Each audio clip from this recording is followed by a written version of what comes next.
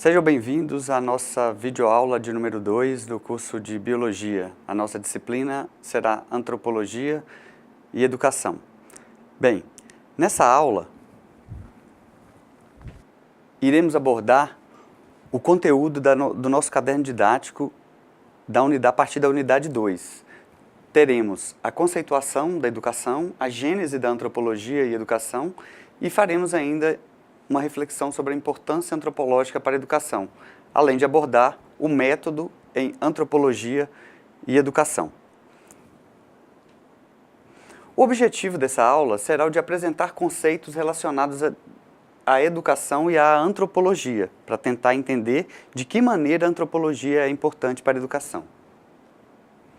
Bem, uma reflexão inicial é a de que o que é educação e o que é educação na perspectiva antropológica? Se não, vejamos. A educação do homem, conforme a visão antropológica, é muito mais do que a escolarização. A escolarização é aquele processo de estar em sala de aula e de compartilhar aquelas vivências. A educação é muito mais do que isso, do que esse processo de escolarização. É o resultado de todo o meio sociocultural sobre os seus participantes. Ou seja, não interessa apenas só o cotidiano de conteúdos ministrados no contexto escolar. Interessa também toda a interação da qual os alunos estão submetidos nessa convivência social cotidiana. Então, caberia uma reflexão inicial. O que é educação? O nosso pesquisador Brandão, ele vai dizer que ninguém escapa da educação. Nós estamos sujeitos à educação em todos os círculos de convivência da qual passamos. Seja ele em casa, na rua, na igreja, na escola.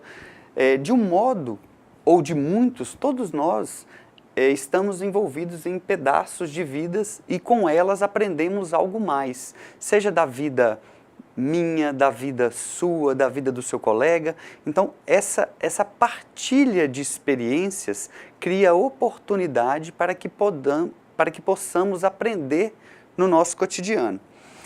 Não há uma forma única e nem um único modelo de educação. A escola não é o único lugar em que ela aconteça. E eu ainda coloquei entre parênteses aqui para frisar que talvez a escola não seja o melhor lugar para que a educação aconteça. E essa reflexão é a reflexão provocativa no sentido de que talvez hoje e talvez há muito tempo nós tenhamos vivido um contexto de experiências que vamos dizer que são discriminatórias no contexto escolar. Aquilo que muitas das vezes vivenciamos de um colega ou um companheiro dizendo algo que nos desagrada, é muito mais uma forma pejorativa e desagradável de criar uma sociabilidade que pode culminar em ações que vão transgredir aquilo que era desejável no contexto escolar. Nesse sentido, nós vamos então refletir como surgiu a antropologia da educação. Conforme eu disse na nossa primeira aula, a antropologia é uma ciência que tem o outro enquanto referência, não o outro enquanto um indivíduo esquisito, mas o outro enquanto um indivíduo diferente. E o fato dele ser diferente gera em nós, enquanto pesquisadores, enquanto professores, a capacidade, a sensibilidade de percebê-lo em seu contexto. Então, nesse sentido, a antropologia ela acaba sendo muito importante para a educação, porque no processo educacional nós devemos ter a habilidade de perceber o outro no contexto de suas limitações. Uma pesquisadora chamada Margaret Mead, lá por volta de 1930, ela vai estudar a educação como objeto da antropologia no interior da escola, da cultura e da personalidade. Nos seus estudos, ela conseguiu identificar algo muito relevante. O que foi? Ela mostrou que a adolescência é um fenômeno sociocultural e não uma questão fisiológica. Vez por outra, nós vemos nossos pais ou os pais de pessoas que nós conhecemos dizendo que seu filho está passando por aquela fase da adolescência ou que o filho é um aborrecente, né? É muito comum a gente observar isso ser dito por algumas famílias. Na verdade, a Margaret Mead vai dizer que isso não é um período biológico da vida pela qual as pessoas passam, e sim que será que é um fenômeno sociocultural, ou seja, um produto da interação no círculo da qual aquela pessoa está inserida. E isso vai propiciar que seja desenvolvido isso que nós chamamos de, ou que algumas pessoas que conhecemos chamam de aborrecentes. Pois bem, já um autor chamado Pierre Bourdieu, ele é um sociólogo francês e trabalha a noção de hábitos, tendo em vista o processo educativo. Ele vai desenvolver o conceito de capital cultural. Para Pierre Bourdieu, a matriz de percepções, juízos e ações que configuram uma razão pedagógica, ou seja, como que funciona essa lógica e estratégicas em uma cultura, desenvolve-se para transmitir os seus valores. Bem, essa ideia de capital cultural representa um conjunto de competências disponíveis e mobilizáveis em matéria de cultura dominante ou legítima, lembrando que a cultura representa os valores e significados que orientam e agregam personalidade a um determinado grupo. O termo capital cultural é emprestado da economia. Ele transmite a ideia de que a origem social dos alunos se constitui em desigualdades escolares. Na prática, esse capital cultural é quem poderia determinar o sucesso ou o fracasso do aluno. Sugiro que assistam o filme Escritores de Liberdade, de 2007. O link para esse vídeo está na nossa sala. Ele vai discutir principalmente a relevância do capital cultural na sociedade escolar. Assistam esse vídeo porque nós temos um fórum que tem uma questão especificamente relacionada, direcionada a ele. Bem, poderíamos dizer ainda que esse capital cultural ele vai representar o conjunto de recursos atuais que estão à posse de uma rede durável de relações mais ou menos institucionalizadas de interconhecimento e interreconhecimento, ou em outros termos, a vinculação a um grupo com um conjunto de agentes que não somente são dotados de propriedades comuns, passíveis de serem percebidas ou observadas pelos outros, ou por eles mesmos, mas também são oriundos de ligações permanentes e úteis. Pierre Bourdieu. Bem, o capital cultural seria o acúmulo de bens culturais adquiridos, ou investidos durante a vida. Seria o investimento em arte, em literatura, a imersão no meio da cultura. Quanto maior a exposição, maior o acúmulo ao capital cultural. Dessa forma, a relação entre antropologia e educação podem e devem ser dimensionadas.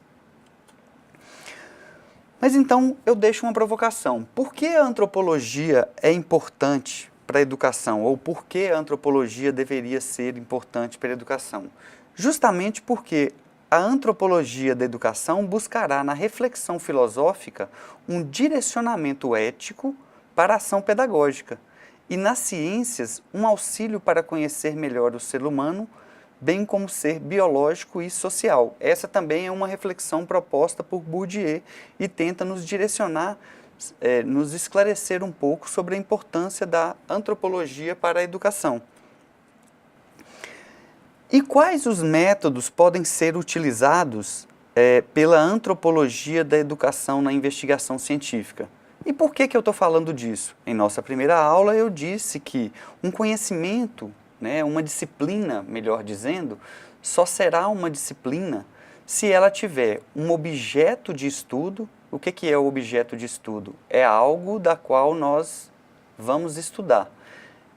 E uma metodologia de análise. O que é a metodologia de análise? A metodologia representa um conjunto de procedimentos que vão permitir identificar determinado objeto.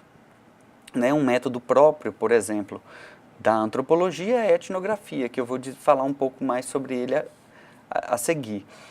E ele permite exatamente que você capture informações, principalmente qualitativas, relacionadas a um determinado objeto, ou um determinado modo de vida, ou hábitos comportamental, por exemplo. Mas, em linhas gerais, nós podemos dizer que a investigação científica ligada à antropologia pode utilizar para as pesquisas alguns caminhos metodológicos que se orientam a partir de correntes filosóficas, que surgiram principalmente a partir do século XIX.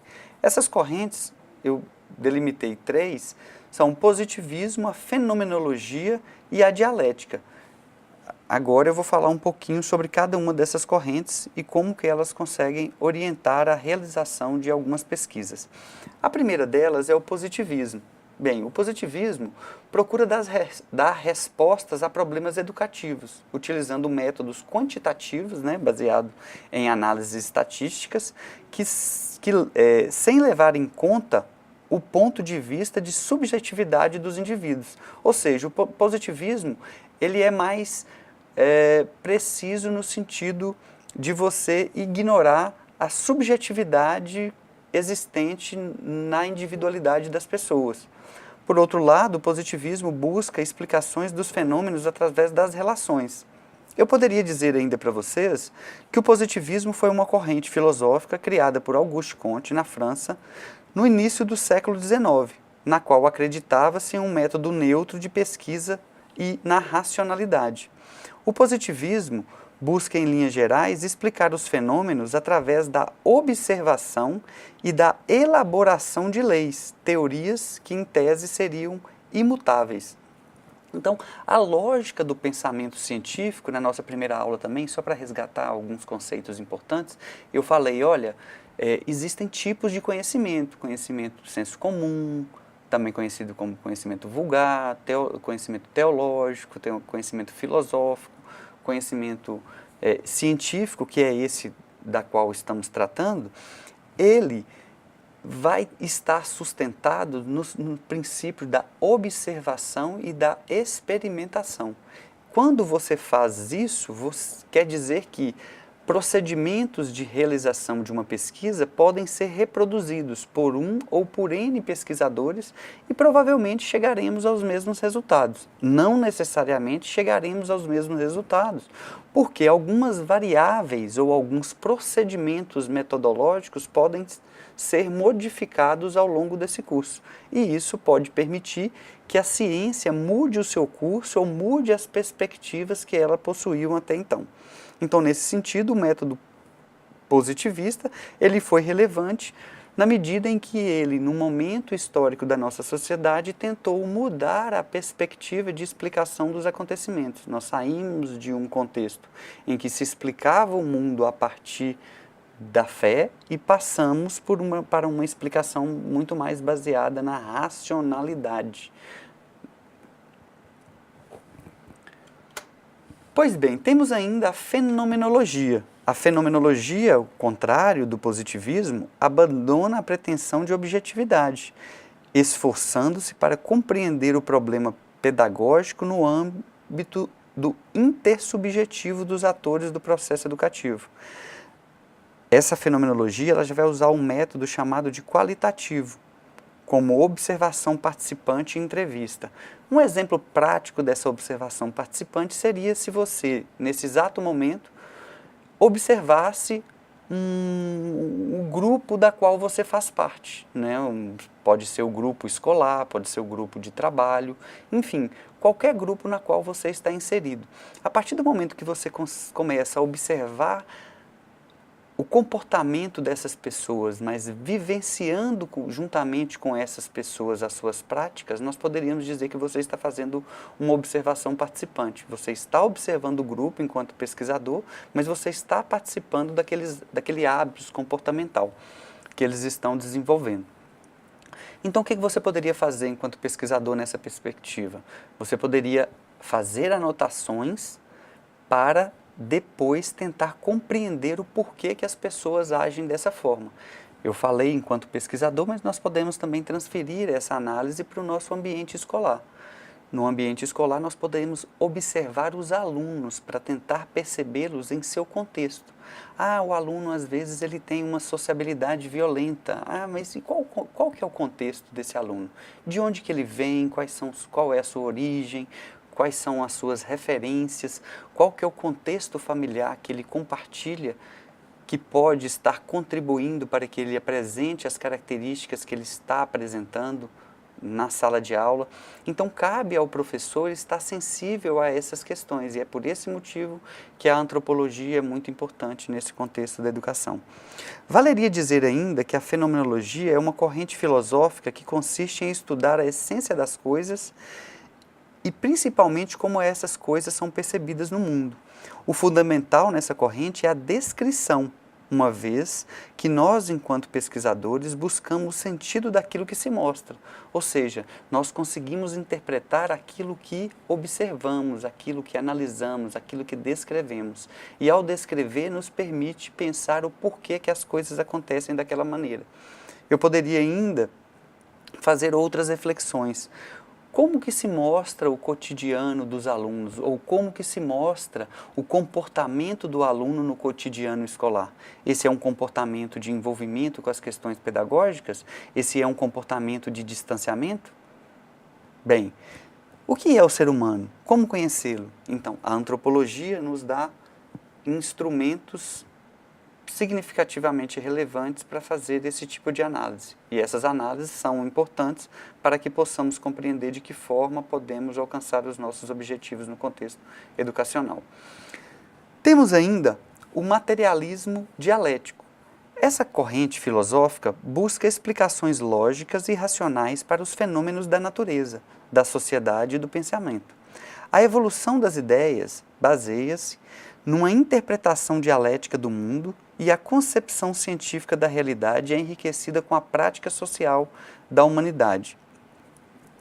Em outras palavras, eu poderia dizer para vocês que é uma definição, o materialismo dialético é uma definição filosófica que depende do ambiente, os organismos e os fenômenos físicos. Tanto modelam animais irracionais e racionais, sua sociedade e sua cultura, quanto são modelados por eles, que a matéria está em uma relação dialética com o psicológico e o social. O materialismo dialético representa um modo de abordar os fenômenos da natureza, seu método de estudar esses fenômenos e conhecê-los. Ele é dialético e sua interpretação dos fenômenos da natureza, seu modo de focalizá-los, sua teoria, é materialista. Então, esse materialismo dialético, ele tenta explicar o mundo, ou os acontecimentos, ou os fatos que observamos, a partir dessa relação do homem com o meio, na produção, na apropriação de uma base material e na transformação dessa base material pela sua relação de trabalho e pelas relações de produção. Então, quando eu trabalho, eu estou transformando algo, eu estou produzindo algo. E esse materialismo dialético significa refletir, por exemplo, de por que fazemos, como fazemos, para que fazemos tudo o que nós fazemos. Aí, então, ficaria algumas questões para reflexão. Como que a antropologia, como que o conhecimento antropológico ele é construído? E como que este conhecimento pode ser aplicado à educação? Bem, para responder essas questões, eu lançaria mão, nesse momento, de uma técnica específica utilizada pela antropologia, que é a etnografia. Bem, um dos caminhos para a construção e consolidação do conhecimento antropológico é a etnografia. Cabe ao antropólogo elaborar a ciência social do observador, via ponto de vista do observado, ultrapassando suas próprias categorias. O que Bourdieu nos fala com essa citação é que nós devemos, nas nossas análises, tentar sempre perceber o outro em seu contexto. Tentar perceber o outro pelo ponto de vista do outro e não simplesmente pelo nosso ponto de vista. Isso significa que a etnografia estuda e revela os costumes, as crenças e as tradições de uma sociedade, que são transmitidos de geração em geração e que permite a continuidade de uma determinada cultura ou de um sistema social. Etnografia significa, então, a descrição de um povo. E o que seria, então, esse método etnográfico em relação a outros métodos que poderiam ser utilizados? Bem, o método etnográfico é diferente de outros métodos de fazer pesquisa qualitativa, porque ele segue alguns princípios, como, por exemplo, ele prioriza a pesquisa de campo. O que é a pesquisa de campo? É você fazer o deslocamento de observações técnicas que, em tese, poderiam ser feitas em laboratório, e você vai fazer isso no contexto em que elas acontecem. Então, vamos imaginar uma tribo, vamos imaginar um grande pesquisador que tem raízes na cidade de Montes Claros, que foi o Darcy Ribeiro. Ele, para fazer as suas pesquisas etnográficas, ele visitou comunidades indígenas, ele vivenciou a realidade dessas comunidades indígenas, ele literalmente viveu com os índios para fazer uma espécie de uma pesquisa participante, para fazer uma espécie de anotação sistematizada e muito densa de informações, né? Um levantamento que fosse rico ao ponto de detalhar todos os comportamentos e procedimentos observáveis na interação do dia a dia dessa comunidade. Então, ele fez essa pesquisa de campo. A pesquisa etnográfica ela é ainda multifatorial, ou seja, usa de 2 ou mais técnicas de coleta de dados, para que você possa, então, agrupar e organizar essas informações e depois analisá-las à frieza da sua imaginação. Porque no momento em que os acontecimentos estão ocorrendo em uma determinada comunidade ou em um determinado grupo que está sendo observado para se fazer uma pesquisa etnográfica, você pode não ter condições de interpretar todos os acontecimentos que estão se desenvolvendo, mesmo porque vai te faltar um pouco de conhecimento mais profundo sobre esse grupo social analisado. A gente pode projetar isso para a sala de aula. Então, nos seus primeiros dias de contato com os alunos, que vão acontecer com os estágios que vocês farão, provavelmente vocês sentirão alguma dificuldade de ler esse ambiente, de saber o que essas pessoas estão querendo, ou como interagir, ou como fazer com que esses alunos atinjam os objetivos propostos na aula que vocês vão elaborar. Então, nesse sentido, é muito importante que você tenha essa sensibilidade de perceber esse outro no contexto que ele está. E se você utilizar de uma metodologia etnográfica, por exemplo, você poderia fazer levantamentos, anotando o comportamento desses alunos, para depois tentar traçar o perfil desse aluno, tentando percebê-lo, interpretá-lo e desenvolver técnicas mais específicas de aprendizagem. Poderia dizer ainda que o método etnográfico ele é indutivo. Ele vem do acúmulo descritivo de detalhes, ou seja, lembra que eu falei de um diário de campo, de uma caderneta que você pode utilizar para fazer as anotações daquilo que se observa numa etnografia? É exatamente isso. Você fazer essa descrição e acumular uma série de informações te dará subsídio num segundo momento para que você consiga fazer essa abordagem e fazer essa análise. E ainda, o método etnográfico ele é holístico.